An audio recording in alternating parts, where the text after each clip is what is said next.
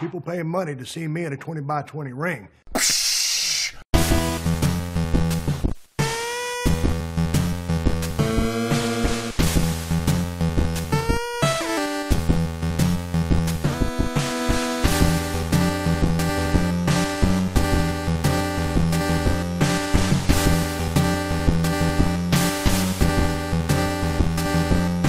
Welcome to another edition of 20 by 20 Crew. I am here with Matt and Mr. Wrestling 6, and we are celebrating the anniversary of Wrestlemania 14.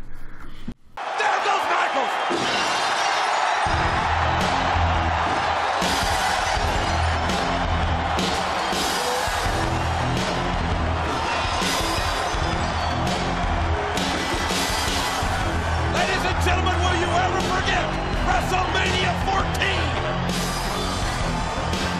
Mike Tyson has knocked out Shawn Michaels.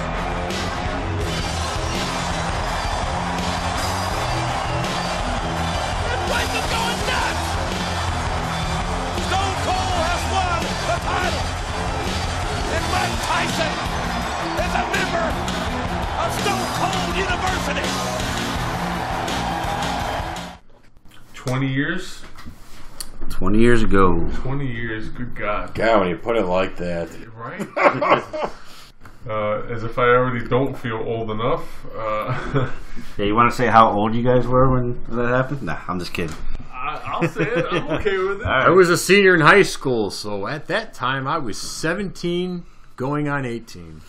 Yeah, I was...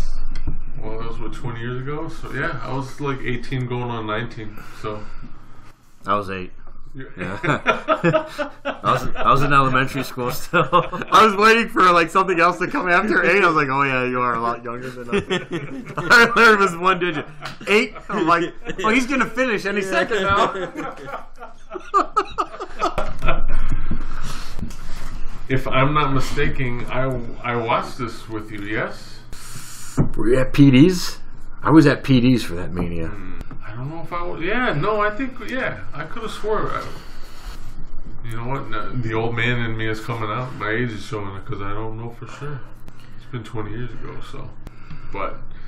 I was grateful for the cheater box. I got to watch this at home. Yeah, I don't know. I quite honestly, folks, I don't remember where I was at the moment, and I don't know if I paid for it or not. I might have had the cheater box going. Yeah, because I know back then some pay-per-views, if I was out with friends, we usually chipped in and bought it some way, somehow. Or we were at somebody's house with the cheater box. So, yeah, hey, I'm not going to lie to you. I didn't pay for all my pay-per-views, so... WrestleMania 14 took place on March 29th, 1998, and it originated from the Fleet Center in Boston, Massachusetts. Where's my car keys?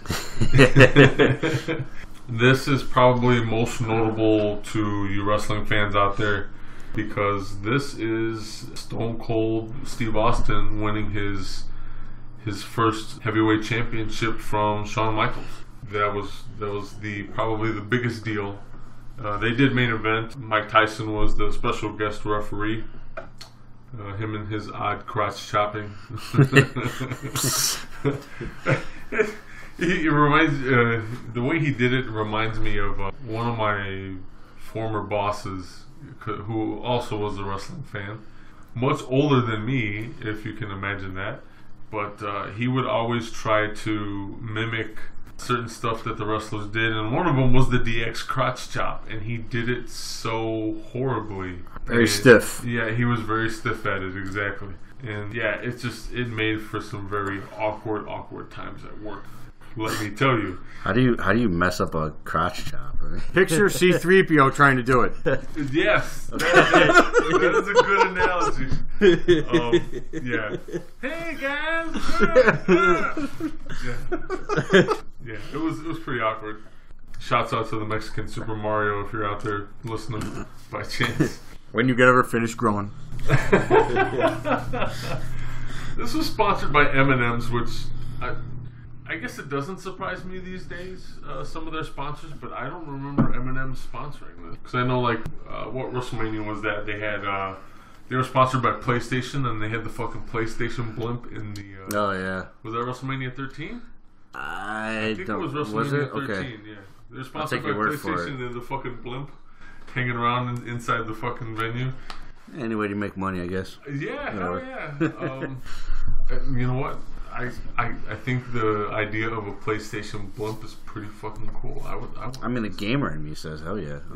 I want it. I don't know where you would put it at your house, but... Oh, I find a spot. You'd find a spot. My wife challenges me all the time, and I fill that bastard up. Let's see here. The thing started off with a tag team championship battle royal to determine the number one contenders. You had 2 tag teams from Los Boricuas, which was like a Puerto Rican faction. You had the team from the Truth Commission, Recon and Sniper. Recon. Which I think one of them was Kurgan, if I'm not mistaken. Yes. Okay. One of them was Kurgan.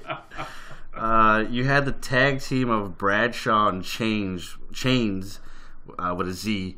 I don't remember that tag team at all. It's much more threatening that way. This is the '90s, folks. That's how they roll, I guess. Two tag teams from the Nation of Domination, the Quebecers, which had one of the Rougeau brothers in it, Jocks, and then Chocolat Bleu. yeah, and some other French dude. The much older version of the Rock and Roll Express, who are now Hall of Famers. The now guilty pleasure of the Headbangers, Mosh and Thrasher. Before they were too cool, you had Too Much, Scott Taylor and Brian Christopher. Hi. You had the Disciples of Apocalypse, which was like a what were they, a biker gang? Yeah, Yeah. biker gang. Yeah. You had 8 Ball and Skull, which are Don and Ron Harris. Not that you need to know those names, but that's just who they are. An 8 Ball because he played pool. Because he played pool. Let's see, 2 other teams. You got Flash Funk and Steve Blackman is a really weird tag team, but Flash Funk. pretty cool. The Godwins, they were hillbillies from Arkansas.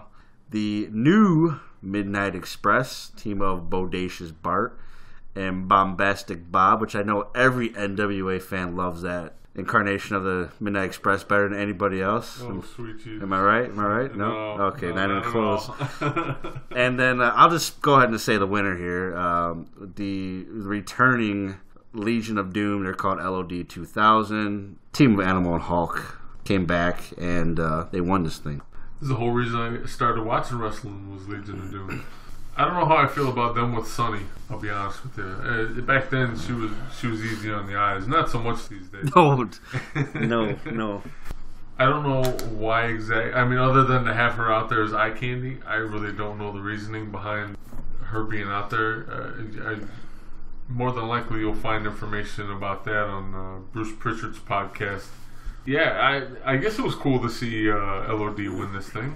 The tag team division in WWF or WWE, whatever you want to call it, has always been interesting. I mean, you seem to kind of go through these peaks and valleys where you're just like starving for tag teams, and then all of a sudden there's too fucking many tag teams. And I think that's what was going on here. Like, these are way too many fucking tag teams. Just kind of like close your eyes and listen to those teams. I mean, if I didn't give you the winner, like, wouldn't you just be able to figure it out? Like, oh, it's definitely going to be LOD. It's just... Yeah. I don't know, because I mean, you had the Nation. I mean, and they weren't necessarily just straight up enhancement talent. I mean, No, but they were also kind of at that. Bear with me here. Kind of in a situation where Bullet Club was, where you had a mixture of, or is now, where you have 2 guys fighting for the top spot with Rock and Farouk. So they weren't necessarily a cohesive unit anymore. Okay. So that's, I mean, I guess if you go back to that, I definitely hear you. I agree with what you're saying. I don't know, when you have two different factions, 2 teams in one faction in the mix here. I don't know. To me, it's just kind of a double negative. You guys are both going to be out of here. Okay. That was the opening match. Then we had a singles match for the WWF Light Heavyweight Championship, which is now a defunct belt, unless you want to say it's been reincarnated as the 205 Live Cruiserweight title. This is like the first of many times they try to do a smaller guy title, if you will, or whatever you want to call it. They made such a huge deal about signing Taka Michinoku back then, too. I remember like all the press conference stuff and then, you know, his contract amount being put out there and what have you. We have him as the light heavyweight champ, defeating Aguila, who later would become Essa Rios. That's the most famous that I know him personally for. But I wasn't privy to much of his career in Mexico, unfortunately. I got to watch a little bit of Taka before he came over. For the time, don't get me wrong, obviously he's a cruiserweight and he does cruiserweight things, but I was not impressed when he got signed. I don't know what, other than like some sort of a talent trade or some favor, I really don't know why he got signed. But they wanted him to be the figurehead and the champ, the light heavyweight champ to start off the belt, so maybe that was the only reason he got signed. Yeah, Michinoku defeats Aguila and retains the title, and that goes about 6 minutes. Yeah, I really don't remember that match too much. I don't remember that division. I wonder why. Yeah. Third match on the card is Owen Hart against Triple H with Chyna, and here Triple H is defending the European Championship. But do you guys remember also too, the stipulation is the on-screen, I think it was the general manager at the time, or he was commissioner, Sergeant Slaughter, was out there and he had Chyna handcuffed. That's right. Because of all the low blows and everything. So he wanted this to be a fair match. So Chyna was handcuffed going into this match. Okay. We have Triple H winning the match, defeating Owen Hart. And via the pedigree. In about 11 and a half minutes. Minus what we were talking about earlier with Owen Hart. Is there anything else you'd like to say? He became the Nugget after that, right? I Or was he the Nugget? No, he was the Nugget before. Was he the Nugget before? Yeah, because sure. Shawn Michaels was terrorizing him with that shit too. Okay, I thought it was after this WrestleMania the Nugget thing started, but I'm wrong. That's when Owen joined the Nation. That was pretty. And he had like the warning tape, the caution tape all over his trunks. Danger zone. Danger zone. The WWF European title, again, a defunct championship, unless you want to sit there and say their UK title is the equivalent nowadays, right? I guess I forgot that was even a title. Oh man! Well, Yeah, I mean, it's defended more. It's defended more in Progress Wrestling than anywhere else. Than WWE, which is weird, but whatever. Next match is a mixed tag team match. It goes a little over 9 minutes. It's Mark Mero and Sable defeating the artist formerly known as Goldust and Luna Vachon. For those of you who are not familiar, Mark Mero was Johnny B. Bad in WCW. You don't need to remember that Which one. was a Little Richard knockoff. Yeah. You know what? But that's what got him the job with WWE. With WWE? Yeah, And then Vince decided he wanted to rebrand him. Now he's a Change boxer. it. He was Wildman Mark yeah. Mero, Yeah, and then he did the boxer thing. That's right. But That's the right. Wildman thing didn't even last that long. Like, not at all. I want to say probably 2 months, if that. And then they brought in his wife, Sable, real life wife, Sable. Right. And she kind of took all the attention away from him. Well, he got hurt for a while, and that's where it And kind that of came didn't about. help. No, But I mean, I think I'm being fair when I say this. I think it didn't matter that he got hurt or not. I think just because she was eye candy and became more popular than him, like it didn't really matter what he could have fucking wrestled Meltzer 6-star matches all over the damn place, and it wouldn't have mattered. I think he was kind of doomed after that. But Mero and Sable defeat the artist formerly known as Goldust and Luna Vachon. I know, listening to Pritchard's podcast, he'll tell you Luna Vachon's one of those performers that never needed a title on her because she was entertaining and she helped get other people over. It's definitely different. Yeah, definitely different. That fucking hair. Oh my god, it was like the mullet, basically the female mullet. Yeah. She had the sides real close shaven. Then she'd like paint Veins and shit right on the sides of her temples. That was, oh my god, dark ass lipstick. I vaguely remember Goldust in this incarnation. I know he was coming out with a lot of like weird shit on, like lingerie, like fishnet stockings and shit over his tights. Yeah. How do you guys feel about Goldust in general? Goldust the gimmick. Wow. For the longest time, I never really liked it, but there was times where it did work. Now we're back at the point again where it doesn't work and no one really cares. Yeah, no one really cares. Yeah, definitely. I was obviously a super young kid when Goldust first came out. Was it late '96 or '97?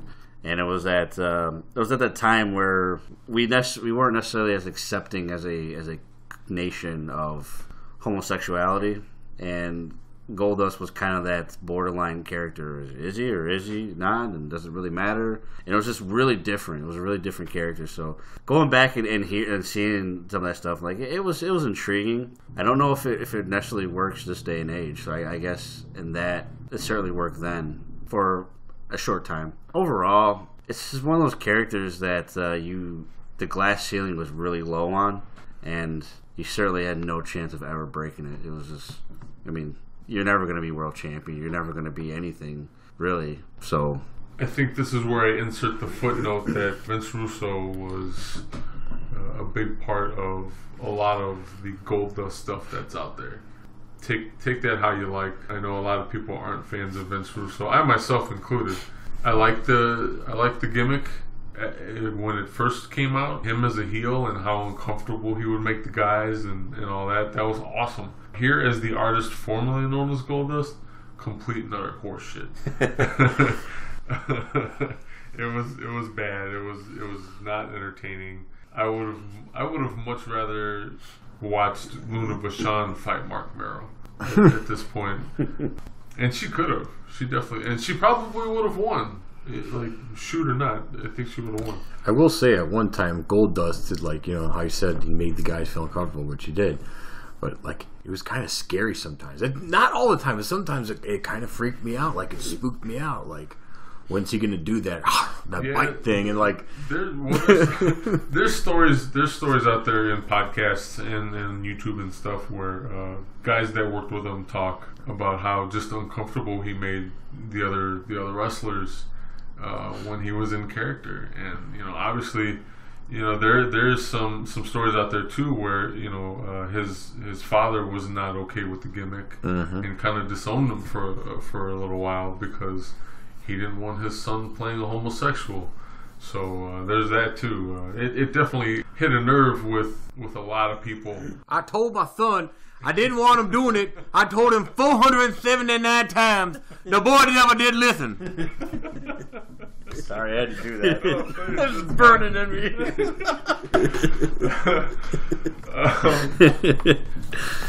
Yeah. Again, I don't like this version of Goldust. They could have kept it. And quite honestly, I don't even know how this match made it to the main card. I think this should have been like a fucking free-for-all match. Sunday Night Heat or Sunday Night Heat, free-for-all, whatever. What do you want to call it? Whatever free program they're giving you before WrestleMania at this point in time. Outside as you're entering the building. This match gets followed by a singles match for the Intercontinental Championship. It goes about 5 minutes. It's The Rock, who was he still Rocky Maivia at this time? I think it was at that transitioning phase. Okay, so he was a little bit of both. He is the current IC champ. He defeats Ken Shamrock by DQ. Keep in mind that most of the rest of the nation was here with him. In D'Lo Brown, Kama Mustafa, and Mark Henry. Ron Simmons was not there. Farouk, nope. Farouk wasn't there. They were going through a power struggle for leader of the nation at the time. How do you guys feel about Rocky and the Nation? Did you enjoy it? Did you not enjoy it? I mean, I was a DX fan, so yeah. I mean, I think this was still pre-DX DX Nation rivalry? Because I think they... Yeah, I would say so. Yeah, because I know it kind of culminated at SummerSlam that year for the IC title between H and Rock. I don't know. I was also a huge Ken Shamrock fan too. Were you? This is me. I was my dad. Yeah, him and I used to watch to my mom's displeasure the original UFC. Back when it was a really it was obviously still on pay-per-view, but it was more of a darker entity where, guys are really fighting. Not that they're not really fighting now, but it was definitely something that was kind of taboo at that time to watch, especially as a kid. Very taboo. So I was a huge Ken Shamrock fan just because he was kind of a loudmouth punk, and he reminded me of a wrestler even before he became a professional wrestler. So I was excited when he came to WWE. So I was definitely rooting against The Rock in this match, just because I wanted to see Ken Shamrock. Keep in mind, I'm 8 years old still. I wanted to see Ken Shamrock break The Rock's ankle. So I don't know if you know this, but this is Ken Shamrock's second time in the company. He was actually a jobber, an enhancement talent, years and years and years before this. This is news to me. I never knew that either. I don't remember his name right off the top of my head. So he knew how to work and stuff. Dan Forley. Yeah, so Rocky defeats Ken Shamrock here. Well, he actually loses the match, technically, if I'm not mistaken. I'm pretty sure. Please. Yeah. He submits to the ankle lock, and Ken Shamrock, being the loose cannon he wouldn't let go of the ankle lock, and the referee then reverses the decision and disqualifies him for not listening, and therefore The Rock keeps the title via disqualification. So that's how that match goes down. It was a pretty short match, actually. Looking back at it now, not even 5 minutes. Like holy shit! Like that's a really short match, and that's one of those matches that, if we were to do it live now, I'd be like, oh, that's gonna be a really good one. It's actually the shortest match on the card. So Goldust got longer. Goldust got longer. Goldust like 5 minutes longer. Jesus. Yeah, right. And then we have a dumpster match for the WWF Tag Team Championship. It goes a little over 10 minutes. We have the New Age Outlaws, Billy Gunn and Road Dogg Jesse James, part of DX, versus Cactus Jack and Chainsaw Charlie. Now, I didn't know that they were tag champs at the time. I didn't know this until now, but Matt just told me this was his first time seeing Terry Funk. Yes. Please tell us about your first opinions of Terry Funk here. I gotta be a wrestling nerd first. New Age Outlaws not DX yet.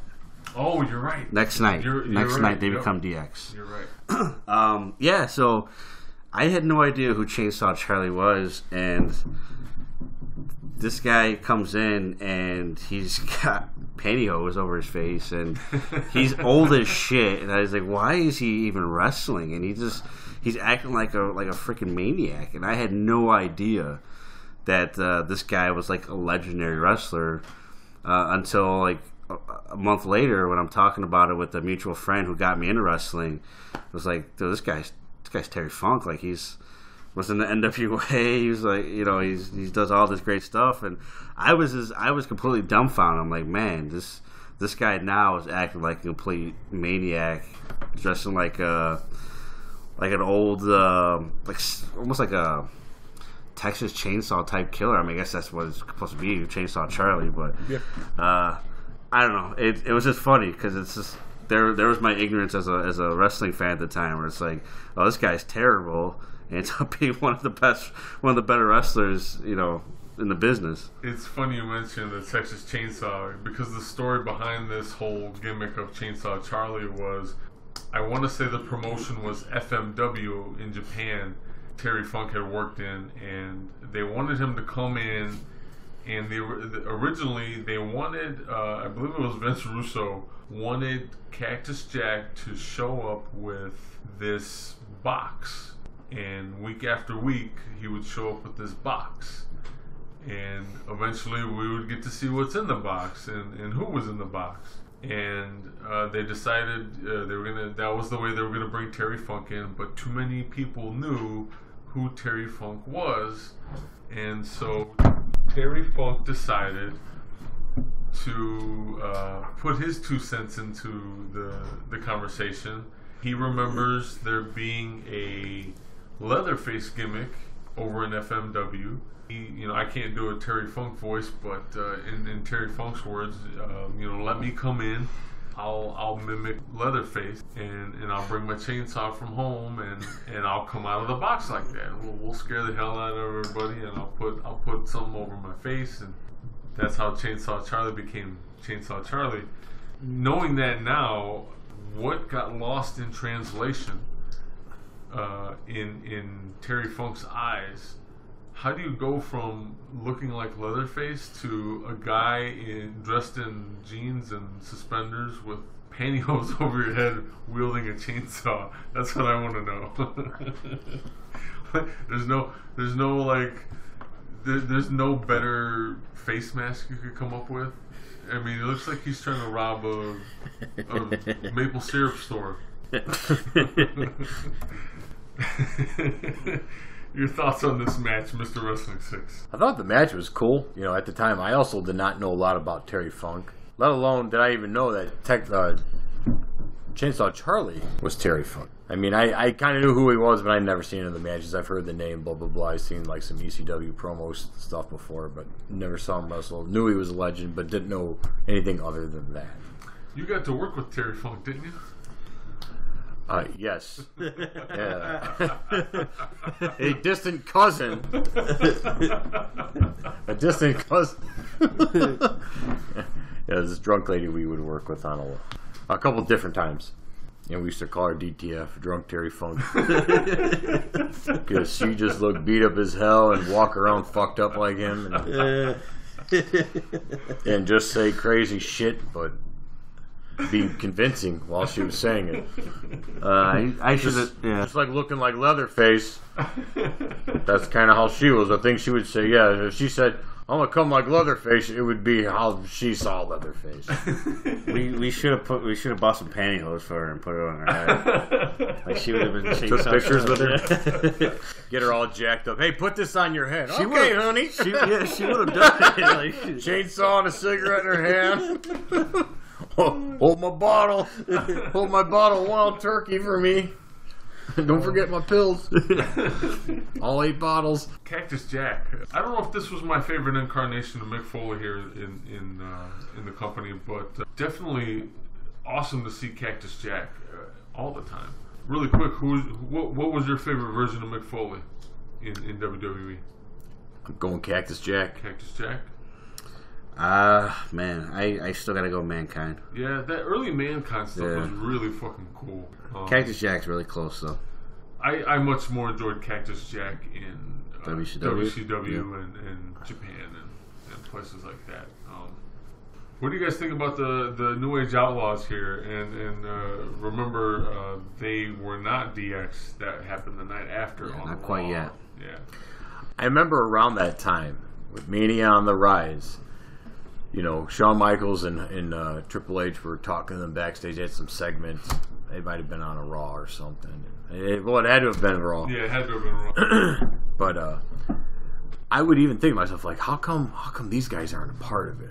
Like, that made me feel like, how come they're not making these guys part of their group? Well, it makes you wonder, though, too. Like, if Shawn Michaels didn't take a hiatus, would they have been part of it? Was he the reason why they didn't do it? Or, because when Shawn Michaels left, it's like, well, DX goes on via Triple H, and he brings in this whole new army, or whatever you want to call it. If that not happens, let's change history here. Shawn Michaels still there. New Age Outlaws, do they come? Does X-Pac ever come? Like, what happens? What do you think? Remind the listeners why Shawn Michaels was not there. Shawn Michaels was not there. It started at the Royal Rumble same year, in January. And he had a coffin match against The Undertaker, in which there was a spot where he was tossed over the top rope, and he his back landed right at the edge of the coffin, which I believe was like a wooden coffin. And definitely hurt his back. I don't know the exact injury, but it was very, very bad injury to the point where he didn't really do anything from then until WrestleMania. Probably shouldn't even have competed at WrestleMania. but he was definitely severely hurt and did the match. And afterwards, he went off and got himself taken care of. But as far as the back goes, but then he also had some personal demons he had to deal with as well. And he got himself a Nitro Girl, too. And he got himself a Nitro Girl. Oh, that's right. Still has that Nitro Girl, too. Yeah, Good for him. his wife is a former Nitro Girl. I completely forgot about that. So this was the last time that we, as far as a in-ring performance goes, this is the last time we see Shawn Michaels. Actually, I take that back. Catch it on the WWE Network, which you can get a link through our sites at 20x20crew.com/podcast/WWE Network. there was actually a one-off match that he did in San Antonio. They have under the Hidden Gems. Oh, that's on there? Yeah, it's on there. Oh, I didn't know that. He, I'm assuming it's still on there. He, I don't know who he competed against. It might have been Just Incredible. I don't know why that name pops in my head, but it might have been him. But yeah, it was a one-off show. It was in San Antonio, and yeah, he competed in a match. It was like 2000. But other than that, this was his last match until 2002. That might have been the match he did to promote his wrestling school. Okay, that makes sense. Yeah, I think that might be the same match. I don't know if it was Just Incredible. I don't know why that name popped in my head. It's probably wrong. Just Incredible, a.k.a. Alba Montoya. Yeah, I had no idea that match was on the network. I'll have to check that out or see if it's still out there. But yeah, to go back, though, what happens with DX if Shawn Michaels is still around? You know what? I think, me personally, I think they still would have involved other people. I don't know if they would have referred to it as DX's Army or anything like that, just because of the way the Monday Night Wars heated up. I'm not sure it would have been the same cast of characters, but also, and I'm not taking anything away from Billy Gunn or Road Dogg here, but because I mean their stocks were clearly on the rise. I mean they were becoming some solid mid-carders at that time, so I think they would have eventually gotten in somehow, some way. But yeah, I'm not sure. I'm not sure who else would have been in there. But now that you refresh my memory about them being inducted the next night on Raw, didn't that take place? There was a cage match. Yes, yeah, it was a cage match for the titles. That was fucking awesome to see. Yeah, that I do remember, and I remember being blown away. Like, you know, it's about time. It's about time that they are officially recognized as DX members. Yeah, with Xbox showing up and all. That was cool. I also think, too, had he not been hurt, he was still with DX. Whether he kept the title or he lost it, and you bring, the DX Army in, and they did the invasion in WCW, I think it would have been a lot more vulgar than what we saw, because back then Shawn Michaels didn't give a fuck. True. There was nothing he wouldn't say or do.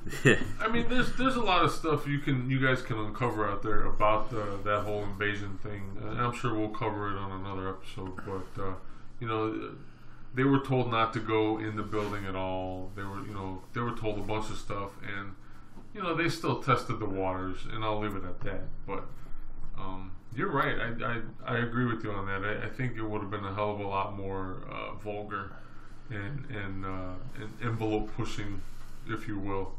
Shawn Michaels, HBK, had stuck around and not been injured. Yeah, and I think he could have been more of a magnet to pull Hall and Nash out of that building and come give him a too sweet. See what I mean? Yeah, true, very true. I gotta ask this question. I know it's a little bit off topic, but kind of not. What do you think? I don't know if we ever fully got his opinion on the Bullet Club invasion, but what do you think about Triple H? Do you think he was secretly smiling when this was happening, or they say, yeah, I remember when I did that kind of thing, or was is he completely corporate and said, how dare you come to our neck of the woods and do this? I think in front of Vince he would be that way, but I think deep down inside he'd like you just said, I remember doing this, and hey, that's pretty cool. These guys are trying to take it to the next level too. I get it, I appreciate it. And then he's also the business side kicks him again. I'll own them one day too. Yeah, I think there's a lot of truth, like deep down inside, that he likes with. Yeah, I hope so. Because he's all about the business. Yeah, this is part of the business. Yeah, I would hope that somewhere he was, even if he was near Vince, that he was kind of smirking in his mind at least. But it's like, yeah, you got us, good job kind of thing. I think a lot Triple H just kind of has to. He's going to do what's smart for him, what's best for him, what's best for his own business. Yeah, and just kind of go along with shit where he's supposed to. Out of the two of them, being Triple H and Vince McMahon, I think Triple H is much more in tune with the business these days and what's possible. Well, yeah, I'm just thinking of NXT. Yeah. I tend to agree with you, Matt. I think he's sitting there smirking. Like, yeah, that's pretty cool. Mr. Wrestling 6 is right. He's got a job to do, and I'm sure the corporate kicked in and was like, yeah, I'll pay back for a motherfucker. You'll be working for me one day, sooner or later. There's only 2 other matches left on the card. We have The Undertaker defeating Kane, who was flanked by Paul Bearer in a singles match. This one about a little over 17 minutes. Was this a straight-up one-on-one match? I can't think if there was any gimmicks or anything. No, it was straight up one-on-one. No, yeah. Okay. This was an intriguing match too, because it was really that first time where the tombstone wasn't enough for the Undertaker. I mean, he ended up winning via tombstone, but if you guys remember, it took 3 tombstones to put down Kane. So even though Kane lost the match, I mean, he was put so over for the future, for his future, and of course, Undertaker's streak was still alive and well at this point. So, to me, this was actually one of my favorite matches from that card. Even as young as Kane was, I know he's been in the business for a while at this point, has different gimmicks, but I know he's never had this type of profile match. And looking back at it now, it's like, man, he handled himself so well, and he put on a really good show against the Undertaker, who, if you're not too familiar with people's testimonials of him, one of the toughest guys to work with, in the sense that he will work you to death. He is such a professional in that ring, and he expects perfection too.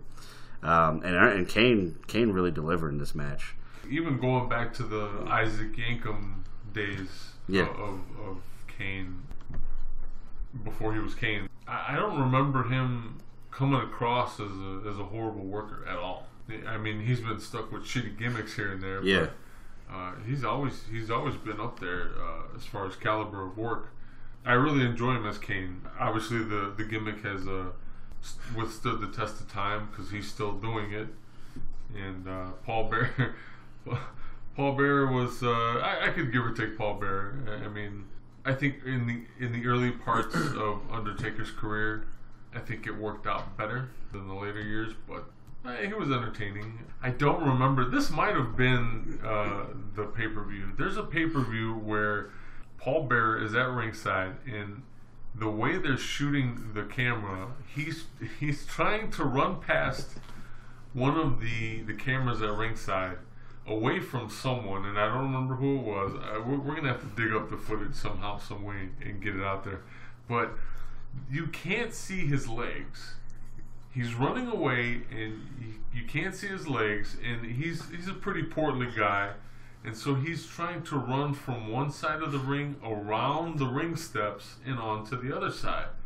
And by doing that, the way they shoot it, you can't see his legs, and he just looks like he's floating. And what makes it even more comical is as he's going by the camera, you hear him go, "Oh!" Fucking Pac-Man goes. Pretty much. If anybody knows what I'm talking about out there, please get a hold of us, 20x20crew@gmail.com, and or hit us up on Facebook, facebook.com/20x20crew, and either share the footage or a still photo or something. I definitely would love to know what pay-per-view that was. It was definitely a pay-per-view though. What number win is this for Undertaker at this point? Do you know? Oh, you put me on the spot. I don't know. That's what I'm asking. It's definitely single digits. That's for sure. Man. Well, I know Ric Flair, which was 18, was number 10. Because I just remember him counting his finger on his fingers, 10. Okay. So that was 2002. So he competed at 17 against H. He did not compete at 16, aka WrestleMania 2000. He competed at 15 against Boss Man, so that'd be 8. So it's probably number 7. Yeah, 7. I'm going to say 7. For you guys, where does Kane rank in Undertaker WrestleMania matches? This one, or just in definitely this one? Definitely a lot better than his WrestleMania 20 match. Yeah, I agree with that. Do you like Kane better with Paul Bearer or without Paul Bearer? I can care less either way. With all due respect to Paul Just kind of like what you said about the Undertaker. It worked for him at first. Okay. For the storyline purpose, definitely because of what they were trying to do with this. But yeah. And then we're at the final match now for the heavyweight title. Your special outside enforcer, Mike Tyson, and his awkward crotch chopping. You have the champion Shawn Michaels losing to Stone Cold Steve Austin, and this is Austin's first heavyweight title for the company. A long time coming. Oh yeah, definitely. The Austin era begins. The Austin era begins. As Jim Ross said. I fucking love that belt, especially the. Which one, the skull or the eagle belt? No, the eagle belt. Okay. But they had like a navy blue version that they had given to him. I don't know if that was like a permanent deal or not. I can't remember, but fucking gorgeous version of winged eagle. The one they gave Austin or the one he won from Shawn Michaels? Because remember they gave him a new belt like was it a week later, 2 weeks later. I don't remember which one was navy blue, but I know Austin had a navy blue winged eagle at one point. I don't know if it was for Mania or not, but obviously part of the reason we're doing this podcast is because of Stone Cold. Your overall thoughts on Stone Cold? Your thoughts on this match? Shawn Michaels as a champ. Have at it. I love both guys, no doubt about it. Obviously not the greatest match of all time, because Michaels was hurt, but he still gave everything, man. Do you think we would have gotten a hell of a lot more out of the match if Michaels wasn't hurt? Oh, definitely. In the way of Austin's opponents at WrestleMania, how do you rank Shawn Michaels? It's a little unfair just because the aforementioned injury. I certainly can't rank them higher than the first 2 Rock matches. The one from 2003 was it was definitely a Stone Cold that was obviously one foot out the door already. But those matches he had against The Rock in 15 and 17 were some of the best performances he put out there. But you look at Stone Cold at WrestleMania, obviously Bret Hart, which I've talked about as being, for me, one of the most important wrestling matches that I've ever seen. That has to be my number 1. Rock. But other than that, you have Shawn Michaels, you got an aged Scott Hall, and for some reason, for the life of me, I can't remember anything else. I'm sure he competed at WrestleMania as ringmaster. Maybe not. I don't know. I don't remember. I'd have to do some digging. Because you got to remember, Stone Cold's career was cut short with the injuries, so he didn't get as many WrestleManias as he would have liked. Wasn't at the 2000 one? Wasn't there? So yeah, it was really just those guys. So by default, Shawn Michaels gets put up there pretty high. But no, it wasn't one of the best matches, and both guys would tell you that. And it's because of the injury. It's obviously a back injury is nothing to play with. And I've said it many times. Shawn Michaels probably shouldn't have even competed in this match. But this goes to show you what type of how much you love the business that he wanted to be the guy to pass that title on. Mike Tyson is the special outside enforcer here. Obviously, he was brought in. It's WrestleMania. It's something special. It's a special appearance. Your thoughts on the way Tyson was used? Would you have liked to have done him to do something else in the match or with the match? I know they brought him in partly because he's Mike Tyson, but he was also a big wrestling fan. I don't know if he still is or not, but I know he definitely used to enjoy his wrestling. I wouldn't change really anything because he really wasn't involved in the match until the end. He didn't attack anybody until the end. The match was over. That's the way I would have wanted. I don't want any interference from Mike Tyson or anybody in this match like this. So no, I don't got no problem him coming in, wearing the DX gear and counting for Austin. That's okay in my book. Him punching Shawn Michaels at the end wasn't necessary, but the match was already over, so to me it's all fair game. So I wouldn't change anything. If you had to have Mike Tyson in this match, yeah, then have him do as little as possible. Don't let him fuck up the match. Yeah, personally, I couldn't have seen it gone any other way either. Stone Cold Steve Austin as a ring performer at this point. Obviously, the company thought he was at the top of his game. You know, they handed off the title to him. What do you remember about watching this actually go down? I was very excited. It was one of those things where I was like 95% sure he was going to win. And then when he did, I was so happy and excited, and gave me that little kid feeling again of the excitement of like, wow, it's fun again. I think I said it in episode 1. He's part of the reason that I got back into watching wrestling. I agree with me as well. Yeah, I think he's very instrumental in the revival of wrestling, because we talked about how we dropped off for a couple of years. Mm-hmm. I mean, don't get me wrong, NWO thing was awesome, but Austin is what pulled me back ultimately. Is there anyone else in the company at this time that we could have seen pitted against Shawn Michaels for the title? If it wasn't Austin, who do you think it would have been? Nobody.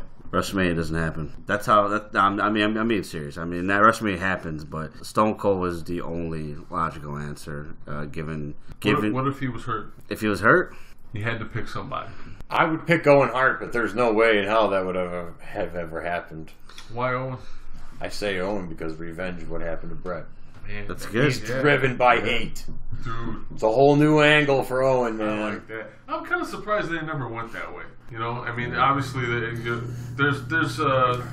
info out there where, you know, you find out Vince basically could give two shits whether Neidhart and Bulldog stayed after the fact. I mean, he kind of expected them to leave anyway. He did reach out to Owen and made sure Owen stayed around because he really liked Owen out of the three. He thought he had a hot property in Owen as opposed to the other two. So there goes the Hart Foundation. But yeah, I really like that idea. Yeah, absolutely. Yeah, it's nowhere near as good as that. But if Shawn Michaels knows he's leaving the company, I don't know. What about starting DX, the new DX that night, and go the Triple H route? You know, if you're not gonna be around, then screw you. Then you're not. Obviously, you're not tough enough to be part of D-Generation X. You're a broken man, and I'm the next big thing now. Oh, wow, yeah. You know? That would be interesting, too. Yeah. So, I don't know. Either way, though, Stone Cold still is the right one. I understand the whole injury angle, but Stone Cold was one of those times where WWE got it right, where you have the hottest thing in professional, not just WWE, but in professional wrestling. Pro wrestling, yeah.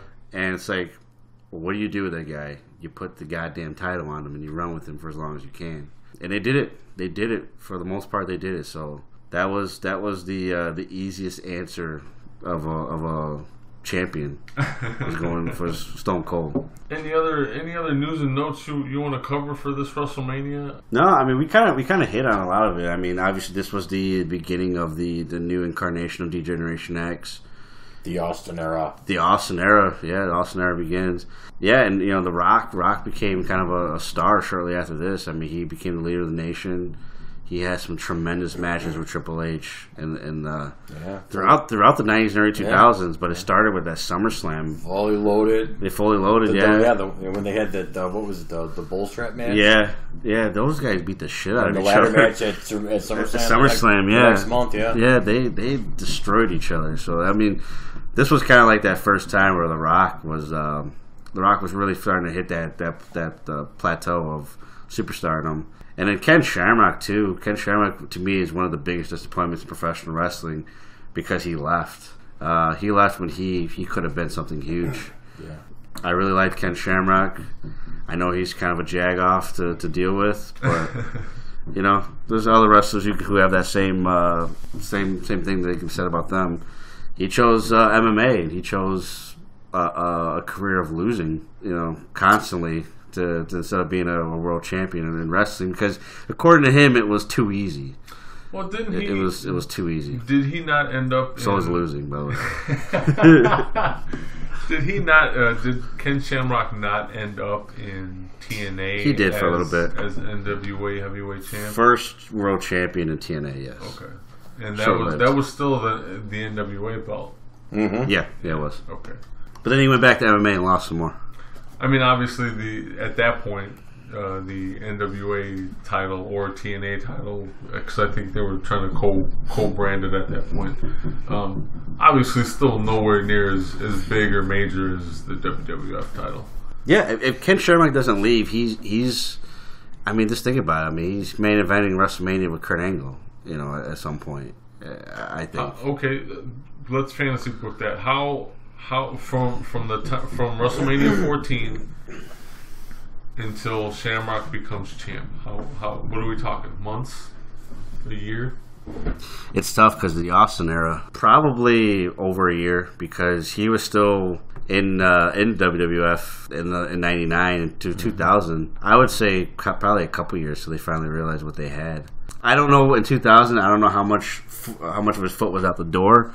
So I don't know if it was a contract thing because he kind of fell off, but it certainly wasn't from a lack of talent. He was still delivering. Who, if they made him champ, who would he have won the title from? I mean, I would love to see it against Kurt Angle. Not Austin? You don't think Austin would be up there? Would Austin have wanted to work with him? I don't see why not. No. Yeah, I think the logical choice would be Austin to really put him over. What about Angle? Angle didn't win his first belt until when? Was it October of 2000? It was his rookie year. It was 2000. Yeah, October 2000. Because that's an Undertaker, right? Oh, it wasn't Undertaker. Remember, he beat the Undertaker. The Survivor Series that year. Yeah, so it was November when he won it. Then, I thought right? it was against The Rock. You might have been right. I don't know. I want to say it was the Undertaker. Yeah, we'll go with the Undertaker. Because remember, he had like that twin. Yeah, it was actually his real brother. Oh, yeah, his real brother. Yeah, I don't know if they're twins, but they definitely look alike. They got that generic crew cut hairstyle going on. You don't have to style it at all. Just get out of the shower and you're done. To me, I say Kurt Angle because I wanted to see that match. Austin, as far as getting somebody over, you beat Austin in the late '90s and early 2000s. You definitely were over. So yeah, that definitely makes more sense in that sense. Don't get me wrong. A match with Angle, I mean, a feud with Angle would have been fucking terrific. Oh yeah. I mean, months they could have ran a great program. If Ken Shamrock sticks around, though, does Kurt Angle use the ankle lock? They give him that. What if they're both laying on the mat, fucking locking each other, spitting in each other's faces? I was going to say, why? I mean, that could have been a point of contention between the two. Yeah, like, hey, it could have been. I have the better ankle lock. Yeah, if I win this match, you don't ever get to use that move again. Exactly. You could actually do a submission match, but you can only do an ankle lock. Yeah, there you go. Shit, that books itself, basically. The most goddamn boring match I've ever seen. I'm barbecue sauce. What about The Rock here? Obviously, he's got the IC title on him. He beats Ken Shamrock by DQ. I mean, even if it's by DQ, Rock is IC champ. Did you love it? Did you hate it? Well, again, I was 8, so I definitely hated it, but that was the point. I hated The Rock. I despised The Rock for the way he won that title. I was not in tears by any means, but I was definitely bummed that Shamrock didn't win that title because I marked out twice that night, and it was Ken Shamrock initially winning the Intercontinental title, and then of course Stone Cold. I got yelled at so bad by my mom for jumping on her couch when Stone Cold won the title. So, but yeah, I was super ecstatic when Shamrock won it, and then when he lost it, I almost just was like, I don't want to watch this anymore. I hated The Rock. The Rock was like my Miz at that point, where it's like everything that guy says, I want to slap the taste out of his mouth. But he's doing his job. I also got yelled at for jumping on the couch. Yeah, but you actually broke the couch. Last thoughts about WrestleMania 14 as we're celebrating 20 years. What else sticks out? What else holds the test of time here that you'd like to comment on? Well, Sergeant Slaughter's still around. But He's still alive. Does he work for the company still? I don't know if he's still. I don't know if he's got that Legends contract where he can just kind of come and go as he pleases. Which I don't even know how that works. If you're just paid by appearances, or if you're just allowed like backstage access and. They pay him in camouflage. Okay. Yeah. Where do you rank it? Where do you rank WrestleMania 14 as far as? I'm not going to ask you to put all the WrestleMania in order, but is it up there? Is it in the middle somewhere, or is it bottom for you guys? For me, it's up there, and it's because of Stone Cold Steve Austin. Like I said, he was a big reason I got back into watching wrestling. I agree with Mr. Wrestling 6 over here. It made me feel like a kid again. I really enjoyed the product. Any opportunity I got to see Stone Cold do anything, I was there. I was on it like white on rice, man. I was glued to the television. Whenever we can make it to live events, we headed out and the whole nine. He's definitely a very important part of my wrestling experience. I couldn't put a number on it. We're not there yet. I think that's a whole nother episode. Oh yeah, without a doubt. Yeah, without a lot of homework. What about China? Your last thoughts on China here? And obviously, she's more or less a muscle for what is to be the DX Army at this point. But your thoughts on her and the rest of her career going on here? I'm gonna say the same thing I said about Ken Shamrock, and she's one of the biggest disappointments for me in professional wrestling. And I know I'm not gonna say I know. I don't know for a fact, but I'm pretty sure there's some mental problems that came in her life too. Why she made the decisions that she made, because you talk about, and I just had this conversation not that long ago about the women's revolution, how nobody mentions China, and I said nobody is to blame for that besides China, because she made her bed and she walked away from a golden opportunity she could have been a part of. Obviously, it was many years beforehand, but she kind of she burned every bridge that came her way, and it's unfortunate that she did that, because China was one of the more intriguing personas in professional wrestling, not just then but ever. And whether you were a fan of her, I'm not a huge China fan. I'm not going to sit there and say like I was with Ken Shamrock, but it was definitely an important thing. She was the first woman to compete in a Royal Rumble match. She was the first woman to hold a WWE championship that wasn't meant for a quote unquote wasn't meant for a woman. It was a man's title when she won the Intercontinental title. Something that's never happened since. Definitely a very important person. Definitely a very important person, but just had some demons, unfortunately, that never really could conquer. It's been put out there that part of the reason she kind of walked away was she wasn't happy with the way she was being booked. She wanted to be booked like a guy, like she was one of the boys.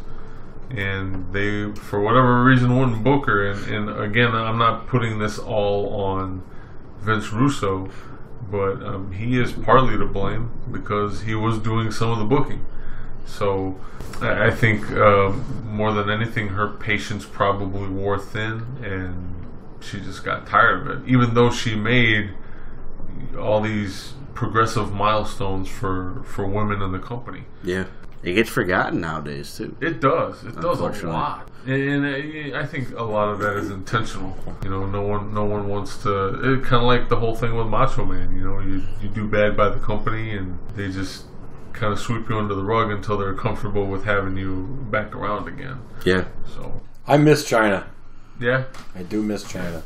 I think, very intriguing person in wrestling. I think if she would have had a little more patience and maybe kind of stepped away from the company and maybe worked elsewhere, even if it was for a little while.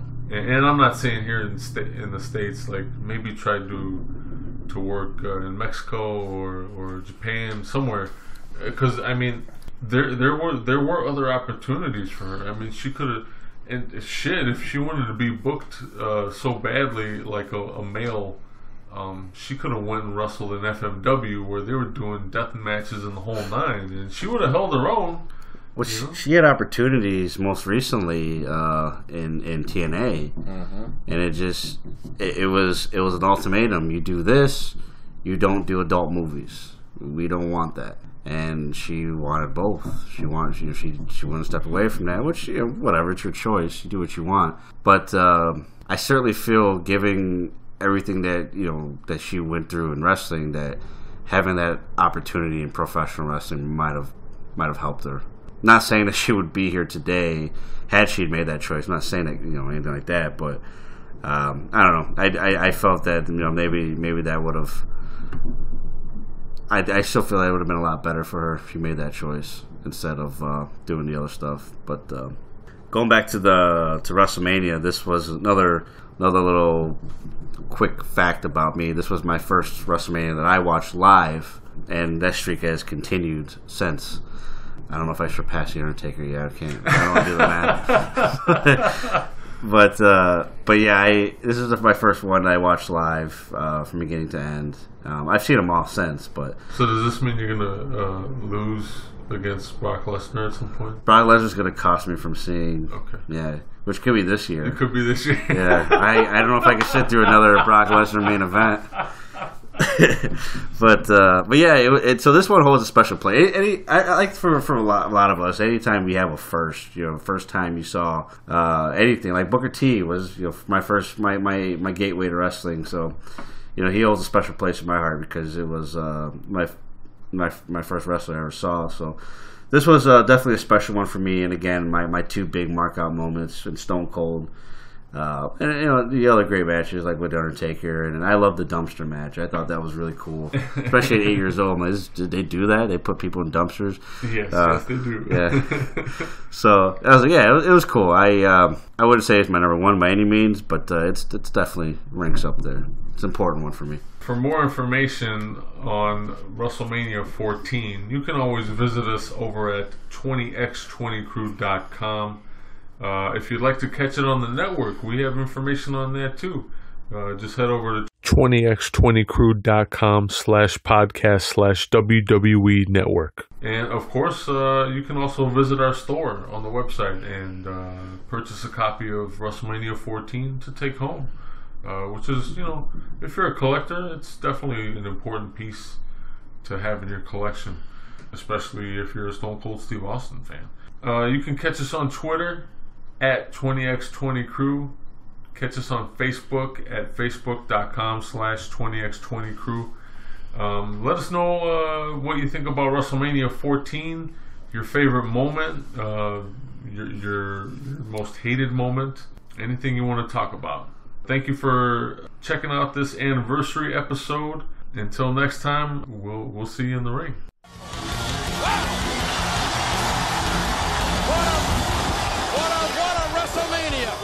Ladies and gentlemen, wherever you are around the world, thank you so very, very much for being with us at this history-making WrestleMania 14. So long, everybody. Are you ready? Yeah, I'm ready. You think you can tell us what to do? I can't tell you what to do. You think you can tell us what to wear? I can't tell you what to wear. You think that you're better? Hell no, I'm not better. Well, you better get ready. But I am smarter. Bow to the masters. I'll bow to the masters over at Ray's. Ray's will hook you up with all kinds of discounted gift cards for your favorite places to eat, for your favorite places to shop online and in store. They have any place you could possibly think of, and they even have discounts on ride-sharing services like Lyft and Uber in case you guys need to make it to a show. So hop on over and support the show. Support your 20x20 crew. Visit us for more information on Raise and discounted gift cards over at 20x20crew.com/podcast/raise. That's RAISE. 20x20crew.com/podcast/raise. And we got 2 words for you. Save money!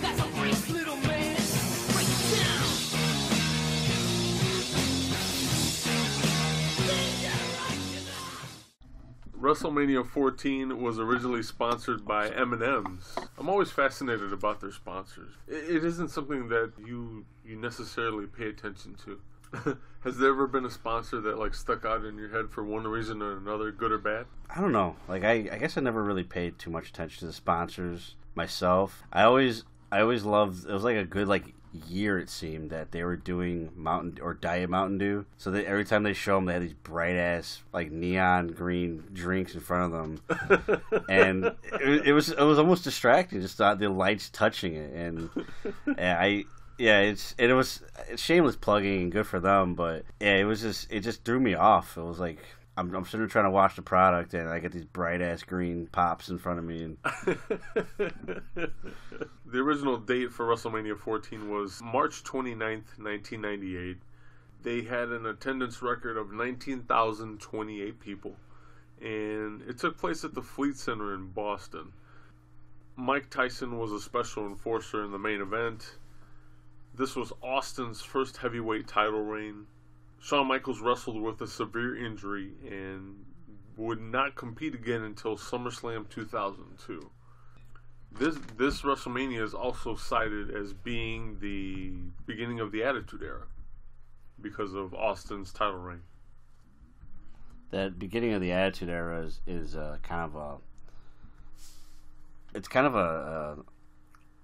all out. It's all around that as far as what's being declared as the beginning of the Attitude Era. Some people say it was SummerSlam '97 with the Bret Hart Undertaker match with Shawn Michaels as referee, and the whole Bret Hart spitting in his face, which a lot of people in that time period got a lot of Bret Hart loogies. He was just tossing them out, man. You know what? That makes much more sense as being defined as the beginning of the Attitude Era, because I think,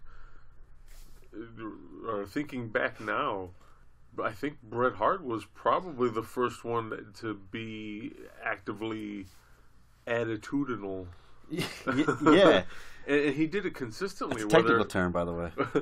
He did it consistently, whether it was on television or pay-per-view or what have you. I think what the Attitude Era was supposed to represent was, this is going to be a little bit of plugging for Booker T here, a little bit of reality of wrestling. 5-time. By the way, reality wrestling is a promo down in Texas. But anyways, it was a way to just say, we're not gimmicks anymore. And I know Vince did that whole spiel on Raw where we're not going to insult the intelligence, which I guess only lasted for a few years. Now he's going to insult them again. But yeah, Bret Hart was that guy. He was that goody two shoes, if you will. And now he's like, you know what? I don't like what's going on here. It's disgusting. This is not the wrestling that I like, and I'm gonna convey it on screen. And also too, you had D-Generation X. They were already alive and well. I was gonna say they were pretty much established by then, so. Well, they had to be, because you remember that Shawn Michaels he was done after this. That's right. So yeah, so he had already established D-Generation X, and they were already doing shenanigans and stuff that's they had the whole State of the Union address that was controversial. Yeah, that's right. It was things were already changing, and there was other little things, but those were the two main ones. So I agree. I think that Bret Hart, Undertaker, Shawn Michaels bit was the start. One of the teams in the Tag Team Battle Royal on this card was Legion of Doom, and they come out repackaged with Sunny as LOD 2000. And this is their first match back since February 23rd of 1998, which happened to be on a Monday Night Raw. Growing up, Legion of Doom or the Road Warriors, whatever you want to call them, those are the first two guys I had ever witnessed in professional wrestling. So to me, they were always a big deal. How do you feel about them being repackaged and with Sunny? Because that last Raw that they were on, so keep in mind, they were on Raw February 23rd of that year. They didn't come back until March, a little over a month later. They were absent, completely absent, but they came back repackaged. But leading up to that Raw, they had suffered losses, like three or four losses in a row on TV. Now I know, wins and losses in professional wrestling is highly debatable topic, because it isn't and it shouldn't be about wins and losses. You're just trying to put on an entertaining match because it's pro wrestling. Right. But I don't know how you felt, but I'm interested to know, because for me, as a Legion of Doom fan, it was really fucking disheartening to see these guys in such a state of shambles, if you will. Yeah, you know what? Actually, I just rewatched that match a few days ago. It looked like it was such a forced thing. I mean, they came out. It was a surprise. It shouldn't have been a surprise to anybody that they were going to design to win that match. Like they didn't look like they wanted to be there. They were not really playing into the crowd at all. They were just, they did a couple poses and stuff like that, but it just looked like two old men that just like, what are we doing? And then you had to have Sunny, who does not represent anything about Legion of Doom at all.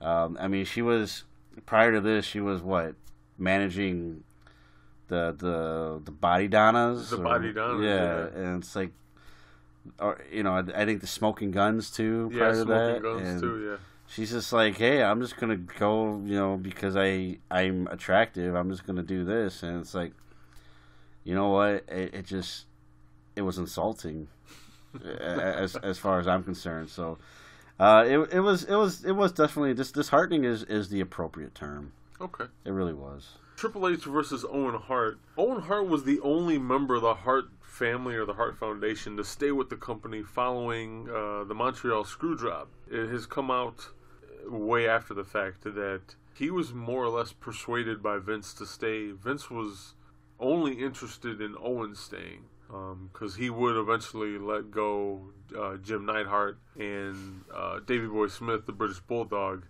And I'm not even going to count Brian Pillman in this just yet, because he was, but he wasn't. But out of those four guys, that's something I always wanted to ask you about, this whole situation. And I'm sure we'll do an episode about the Montreal Screwjob down the line somewhere. But in the way of keeping Owen Hart after the fact, did you have any input? Did you have any thoughts?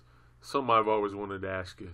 I mean, this was really the first time hearing that Vince persuaded him to stay, and I mean, on paper it sounds great. He's a tremendous talent. I mean, who wouldn't want Owen Hart on the roster? Well, and that's kind of the idea out there, or that has been put out there, is Vince only saw a future with Owen because of his talent, as opposed to Neidhart and Davey Boy Smith. And I guess my question was, and obviously it all got cut short tragically, because, I mean, we're talking WrestleMania, March 29th of 1998. I mean, you hate to talk about it, but Owen Hart only had 14 months left of his life. Yeah. Left to live.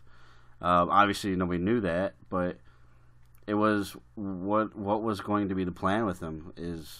That's one of the things that you always have to wonder, because at that time, I could tell you right now that I felt that Owen Hart was trapped, that Owen Hart was stuck here. Like, there had to be some contract situation that he was stuck, and he didn't want to be there because he was always number 2, or at best. He was never number 1 at that point. He was a member of the Nation of Domination, or he was Jeff Jarrett's tag team partner. Like, he was never anything beyond that. And again, I know sometimes these things take time, and who would have known? You know, maybe they were waiting for him to have a legit opponent like a Kurt Angle, for example. Oh, wow. I mean, fantasy booked that one. Oh yeah. I don't know. I really don't know. I would like to think that Vince saw Owen Hart as a legit player, not just like maybe he'd win the European or Intercontinental title, but like world champion too, because he certainly was that talent. I would hope so. I would hope that's the case, and I hope that's why he was kind of hell bent on keeping him with the company. You know, obviously none of that really came to fruition. I mean, here in WrestleMania 14, he did,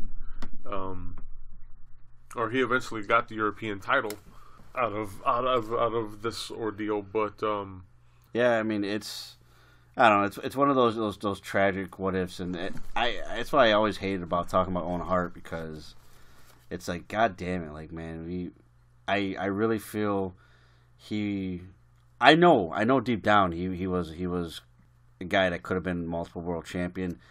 I don't know if that would ever have happened in WWE, but Owen Hart's one of those guys that, you know, let's look at it this way. I mean, 1999, that's 3 years prior to TNA and Ring of Honor coming into fruition.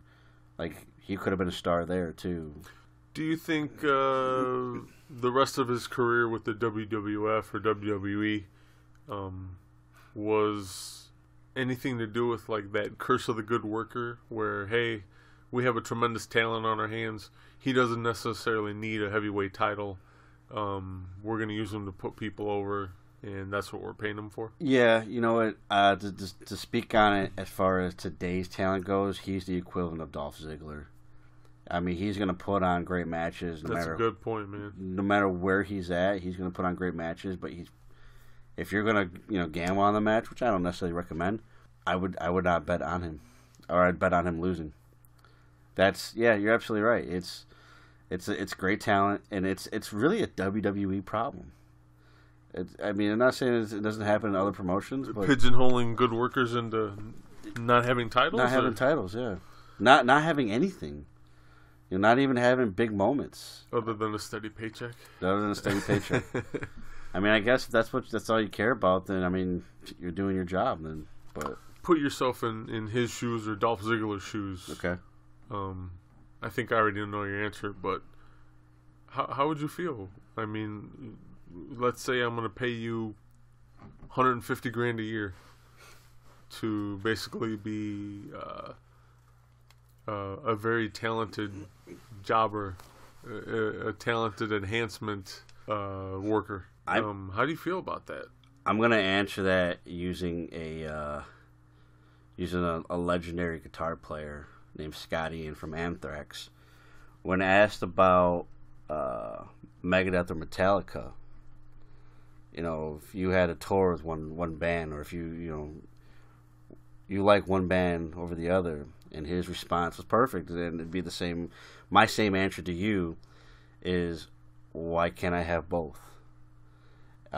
Let's take a Cody Rhodes, or Cody, for example. And here's a guy that left WWE in that paycheck to win world titles and still make a fat ton of cash. My answer is no. I wouldn't do that for WWE. I'm not going to lay down and be a glorified jobber just so I could have a ton of money. I would rather live comfortably, paycheck to paycheck, and have my career mean something than have a fancy house and cars and all that other bullshit.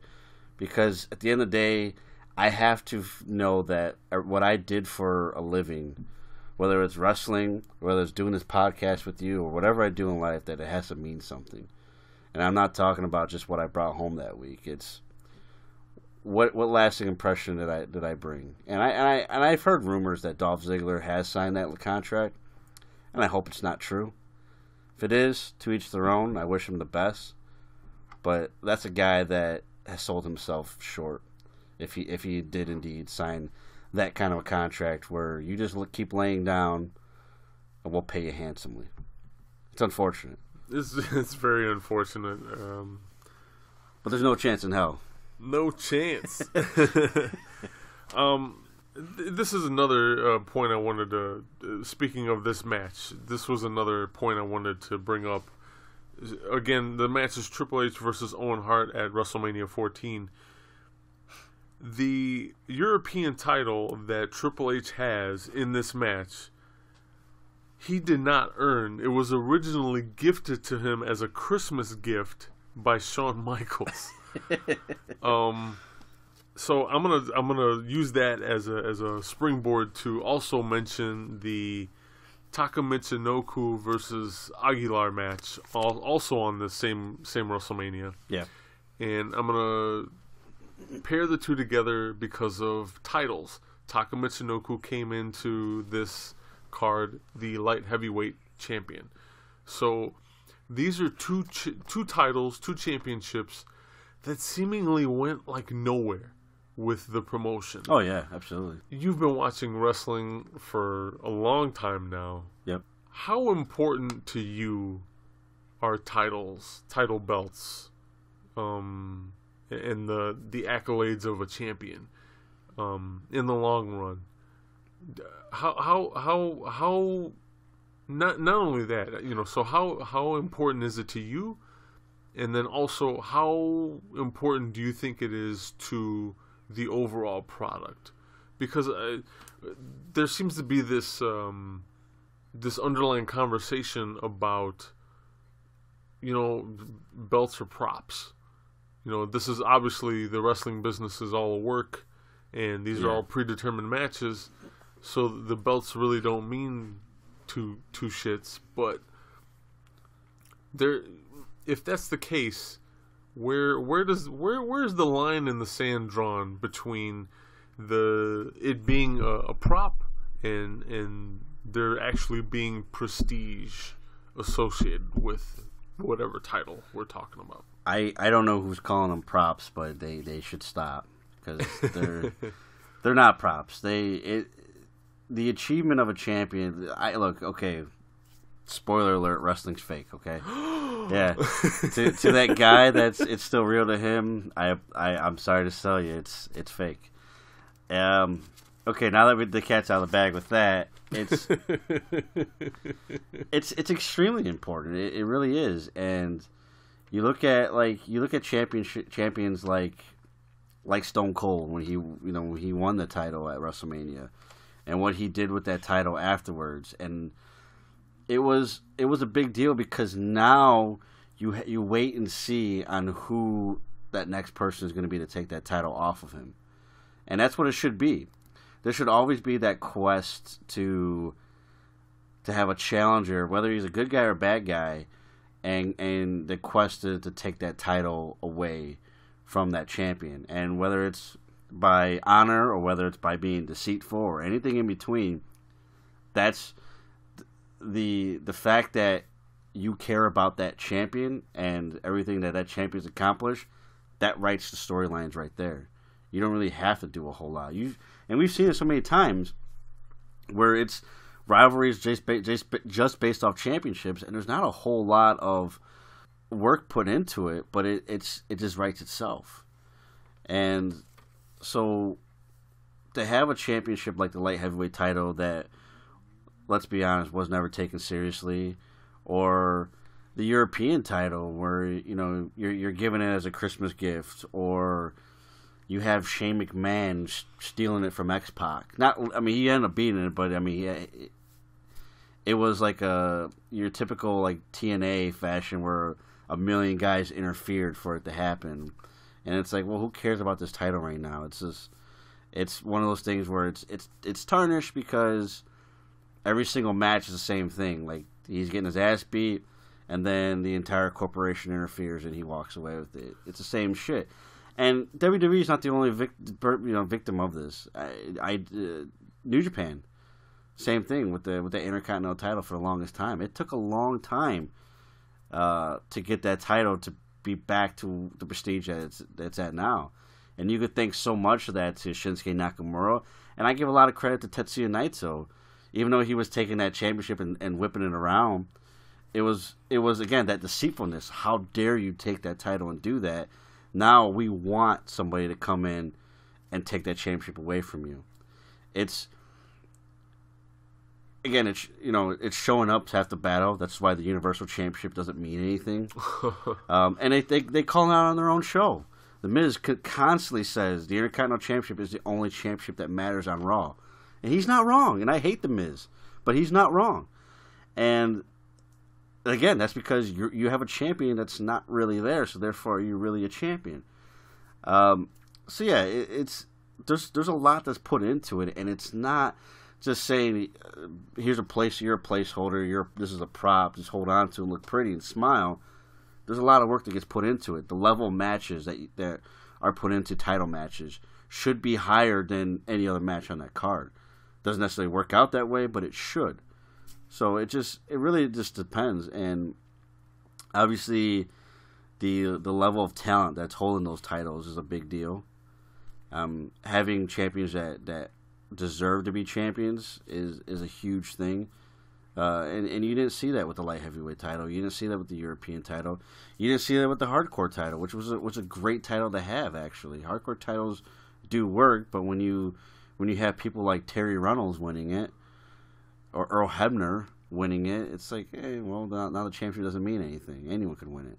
As far as the light heavyweight title goes, it came out on Bruce Pritchard's podcast that he feels that it was essentially Vince's doing that kind of killed the light heavyweight division. And I guess we're kind of seeing it now again with 205 Live. From what Pritchard had said, it's kind of the same idea where, yeah, he hires all these cruiserweights or these light heavyweights as far as Taka Michinoku goes. Yeah. And then he wants the matches to be differently paced. He doesn't want them to do all these high spots, essentially taking everything that a cruiserweight or a light heavyweight is and getting rid of it. And then he expects it to be something the fans want to see. Shit, man. There's that old saying, like, if you don't know history, you're bound to repeat it, you know? Yeah. And doesn't know his own history. Yeah, I mean, fuck. And that's sad. Yeah, fucking bushwhackers. We're watching, what is this, WrestleMania 5? Yeah, this is I asked you in the beginning of we started watching it, if this was the one where everyone's tripping, and sure enough, one of the bushwhackers almost tripped. Yeah. We're watching WrestleMania 5. It's taking place at the Trump Plaza Casino, and there's it's been mentioned in other podcasts, but there's a step on the way to the ring that all the talent had trouble with, and if you keep an eye on them as they're walking down to the ring, periodically you will see one or more of the talent or the wrestlers trip over the damn step. and we're laughing because one of the bushwhackers just almost ate the mat. But back to championships. This is we're at the beginning of March 2018 now, and we're just talking freely about the meanings behind titles and title reigns. Did you see James Ellsworth come out with his own title? I don't pay attention to him. He has proclaimed himself the world's heavyweight intergender wrestling champion. You can look up the belt online if you want to take a look and check it out. It's a pretty fascinating belt. He's talking about basically taking it anywhere and everywhere he gets booked and putting it on the line. How do you feel about that? How do you feel about having a guy? We're just talking about the belts being looked at as props. This guy just went and had his own belt created, and he's going to take it. He's going to go take it to different promotions and defend it. I don't want to say that this is like a new precedent that has been set, but it kind of is, at least from my recollection, because I don't know of anybody else doing something like this with any other title. No, yeah, this is the first time I'm hearing about it too, but for any belt. As far as James Ellsworth, I just see this as job security. I mean, it's just like, hey, I'll bring my belt if you give me a job. Because there's a show local to us that's happening at a high school, and he's set to take on Swaggo, who was formerly known as Hornswoggle in WWE, and it's like being built as like a special attraction match. Now, if you're not familiar with that term, and this is not a technical term, so don't get mad at me when I say this, but that's the type of stuff that they used to do for women's matches or midget wrestling. It's a special attraction. It's not an important match by any means, but it might be funny. It's condescending and demeaning. Yeah, is what it is. Yeah, exactly. So the same guy that's doing this is now saying like, hey, I'm going to be this champion. I'm going to defend it all over the world, like he's Nick Aldis or something, who is currently on a tour to defend the NWA World Heavyweight Championship against many different opponents from many different promotions. I think it was 22 opponents in 30 days. Okay, so there you go, 22 in 30 days. That's a busy month right there. So yeah, when it comes to James Ellsworth, I don't know where he came from, where they, what depths of reject wrestling society they grabbed this dude from, and apparently now he's an attraction. So, but that championship, I don't see it being anything besides a funny title. But who knows? Maybe I'm wrong. Getting back to the light heavyweight title in this WrestleMania, the light heavyweight title was only defended at this WrestleMania. After that, it became defunct and eventually replaced with the cruiserweight title. Yeah, the light heavyweight title didn't last that long. No, it didn't last that long. Other news and notes about this WrestleMania. Jim Ross made a fleeting comment about the date of Taka's title win, which was December 7th. And if you're not familiar, that's the same day as Pearl Harbor happening. And he makes a comment and he says it's ironic enough. Obviously a lot of people don't pick up on that date because, let's face it, us as Americans, we struggle with keeping our ear to our own history, and in our own society here in America, that's not something new. I'm not shedding. I'm not fucking killing kayfabe with that one. No. But I thought that was pretty interesting. I wonder if you got like an earful of that one, or if it's. I mean, because this is definitely an international event, and Japan being one of them. I mean, I know they're not. He's probably not on the Japanese commentary. I'm sure they have their own Japanese people doing commentary, but I don't know. It's still. Hey, watch it, JR. Yeah, pretty much. I mean, watch the racism there. Chris Warren and the DX Band opened the show by performing America the Beautiful and the Star Spangled Banner, like hard rock style. But there was like a bad audience reaction during and after those performances.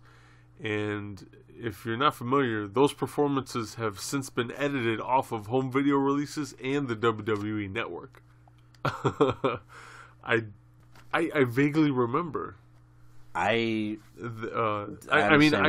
remember them performing, but I don't remember that stuff being cut off of the network or home video. But that doesn't surprise me, because there's other stuff from other WrestleManias that I was there for. namely the incident in Chicago for what 22. Yeah. For those of you not familiar, WrestleMania 22 took place in Chicago, and I happened to be there with a few of my family members, and the match between, I believe it was Mickie James and Trish Stratus. Yep. There's something that got cut out of the re-airings of the pay-per-view and the home video where Mickie James makes a very obscene gesture with her hand. Then you can paint that picture. Yeah, I'm not going to go into exactly what it was, but she did it during the match, and I happened to be near a concession stand where they had a monitor. Yeah. So we were in line waiting for food when she did it, but we got to see it firsthand, and the reaction from the crowd was overwhelming. Like, everybody saw it. You know, it exists. Yeah. For those of you who still tape trade, it's there. Trust me. You just have to look for it in the match. But if I'm not mistaken, she has her. Mickie James has Trish Stratus upside down like she's going to Tombstone Piledriver, and that's when she does the gesture, if I'm not mistaken. But something to look for in that match, and again here along the same lines of things that get edited out of WrestleManias. I think that's all I have. Any other little tidbits you want to throw in here for WrestleMania 14 that you could think of?